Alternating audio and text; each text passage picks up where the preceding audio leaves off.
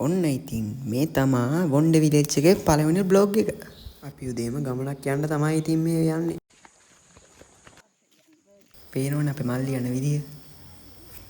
අම්මයි මාත්‍රිදී යනවා. ඔන්න අපේ බස් එකේ එනවා අපිට යන්න. අපි දැන් ඉතින් බස් එකේ නැගලා යන්. දෙන්න සින්දුවක් අහහ ෆන් එකේ යනවා ඉතින්. බස් වල තමයි දවසට සෙනග වැඩි. ඉතින් වීඩියෝ එක ඉතුරු කොටස ගන්නත් බැරි වුණා. කොහමද ටවුන් එකටත් ආවා. බස් එකම බැහැගත්තා. අපි දැන් යන්නේ පොඩි වැඩකට. ඒ වැඩ ඉවර කරගෙන ඉවරලා දැන් අපි යනවා තවත් තැනකට. ඔයාලට පේනව නේද කුරුණෑගල අලුතෙන් ඕපන් කරපු තිලකවර්ධනයක. අපිත් යන්නේ තිලකවර්ධනයකට තමයි. ඔයාලට මතක තිලකවර්ධනයක ඕපන් කරපු දවසට හිටපු සෙනග ගොඩ. අද නම් ඉතින් එච්චරම සෙනගක් නැහැ. සෙනග නැත්තේ නැහැ. පඩි පෙලත් කැඩිලා. ඒකෙත් අපිට ඇවිදගෙන යන්න වෙන්නේ. කවන්න නැහැ ඉතින්. යම්.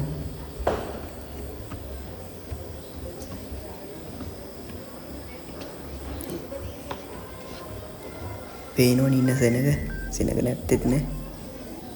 අපි පොඩ්ඩයි තින් දැන් ඇඳුම් තෝරන. පොඩ්ඩට ඇඳුම් තෝරනවා කියන එක ලේසි වැඩක් නෙවෙයි. අරක හොඳයි කියනවා මේක හොඳයි කියනවා. ඉවරයක් නැහැ. වටේම ඇවිදින විදිහ. මට ඉතින් කැරක් ඉන්න එක තමයි තියෙන්නේ. කොහොම හරි පොඩ්ඩක් ඇඳුමුත් ගත්තා. දැන් යනවා මට ඇඳුමක් ගන්න. මට නම් ඉතින් ඇඳුම් තෝරනවා කියන එක තිත්තම වෙන වැඩක්. පේනවනේ වටේ ගිහිල්ලා කොහෙන් හරි එකක් හොයාගෙන ආවා ඉතින්. ඒකත් හොයාගත්තා. දැන් යනවා අම්මට ඇඳුම් හොයන්න. දැන් ඉතින් තාත්තා කන කට්ට මල්ලිටයි මටයි කන්න වෙනවා. දැන් නම් පස්සෙන් ගිහිල්ලත් එපා වෙලා. මොකද කරන්නේ ඉතින්. තාමත් පස්සේ යන්න වෙනවා. ඒකත් හරි කිව්වට තාම හරි නෑ. එක තට්ටුවකින් විතරයි පල්ලට බැස්සේ. මේ පේනවනේ. තවත් ඉතින් තෝරනවා. අපේ කරුමි කියන්නේ ඒ තට්ටුවේ ඉඳගන්න මොකක්වත් ඇත්තෙත් නෑ. ඉටගෙනම තමයි ඉන්න වෙන්නේ. පේනවනේ සෙනග. මල්ලිමයි පඩි පෙළට වෙලා ඉන්නවා. මම්ම රෙදි තෝරනවා. ඉඳ ගන්නවත් තැනක් නෑ දැන් නම් එපා වෙනවා. මල්ලිමයි අත්විඳපු අත්දැකීම් මේ අංකලුත් අත්විඳිනවා. කොහොම හරි ඒකත් ඉවර වුණා. දැන්වත් ගෙදර යන්න පුළුවන් වුණා ලොකු දෙයක්. අයත් පඩි පෙළ බහිනවා. ඒවනේ සෙනග. දැන් අපි ආවා කවුන්ට් එක ළඟට. කවුන්ට් එක ළඟ තිබ්බ ලස්සන ටොයි වෙහිකල් ටික. ඒවනේ. කවුන්ට් එකේ රෙදිත් අරන් ඉවරයි. හම්මෝ ඒ රාජකාරියත් ඉවරයි.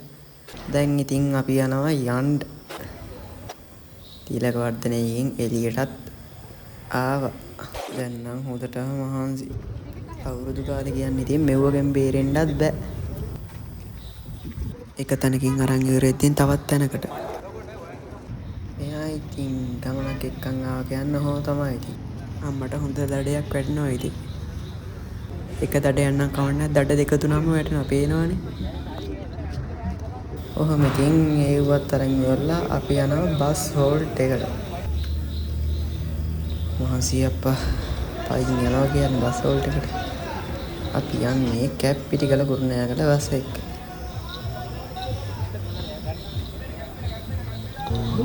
ඔයලා ඉඳලා පේනවනේ. ඒ වෙලේම ඉතින් කනවා දාගෙන. මන්තින් එකෙන් කනවා ඉතින්. අපි ඉන්නේ කුරුණෑගල බස් හෝල්ට් එකේද. කවුරුත් දන්න තැන.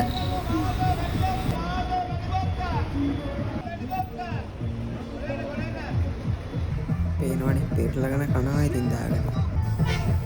කට ඇඹුල් කර කර. අපි ඉතින් දැන් යනවා. ගමන ආරම්භ කරා. අම්මත් ඉන්නවා. මාත් ඉන්නවා. මල්ලිත් ඉන්නවා. බස් එකත් ලස්සනයි. අපි රේස් එකක් තියන්න හදන්නේ. බස් වලට එළියට හැබැයි දැන් මෙන්න රේස් තියන්න තියෙනවා.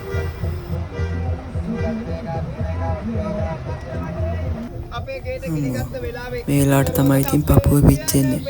අසරණ මාම්මා කෙනෙක් එයාගේ ළමයි දෙන්නට අවුරුද්දට ඇඳුම් අරන් දෙන්න බස් එකේ විරුදු කියන ඇවිල්ලා. එයාලා ගේ ගිනි අරන්ලු. ඒ හින්දා එයා විරුදු කියලා සල්ලි හොයනවා ළමයි දෙන්නට ඇඳුම් අරන් දෙන්න.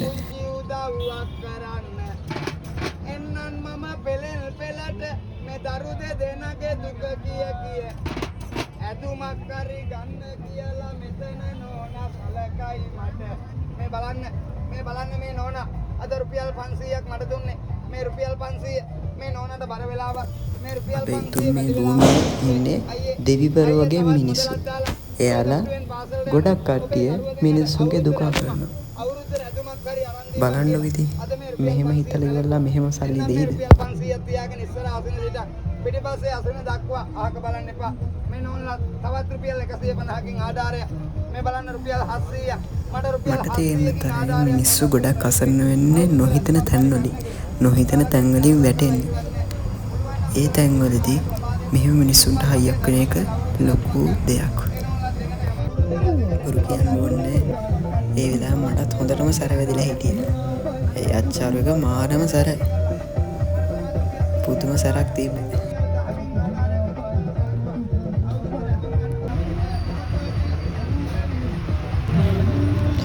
බස් වලට ගෙනන් ටිකින් ටික හිමීට ටවුන් එකෙන් එළියට යන්න තමයි හදන්නේ. දැන් ඉතින් සිග්නල් එකට ඉන්නවා. ඔන්න ඉතින් එක පැත්තක නම් ග්‍රීන් ලයිට් වෙනවා. ඊළඟට ඉතින් අපිත් තමයි ග්‍රීන් ලයිට් එකට එන්නේ. එතෙන් එමු.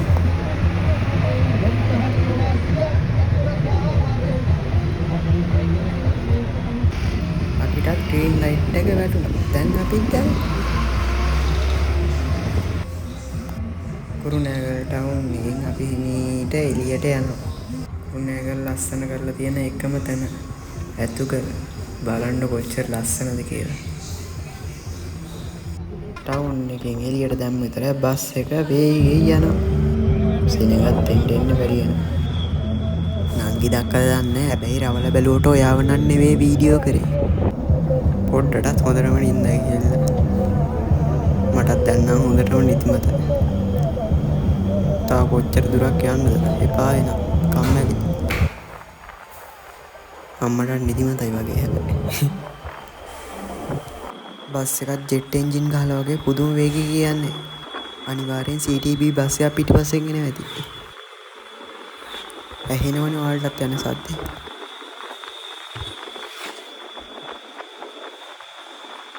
ඔන්න ඉතින් අපි බස් එකෙන් බැස්සා. මේ බ්ලොග් එක අපි මෙතනින් ඉවර කරනවා. තවත් බ්ලොග් එකකින් අපි අනිවාර්යෙන් සෙට් වෙමු. හැමෝටම සුබ අලුත් අවුරුද්දක්.